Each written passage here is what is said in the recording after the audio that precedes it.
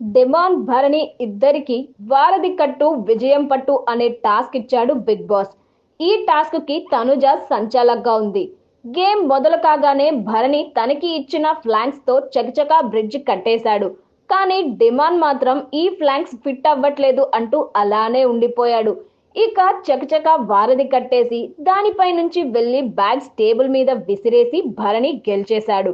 చాన్నాళ్ళ తర్వాత టాస్క్ గెలవడం, అది కూడా డిమాండ్ లాంటి స్ట్రాంగ్ ప్లేయర్ మీద గెలవడంతో భరణి ఎమోషనల్ అయిపోయాడు.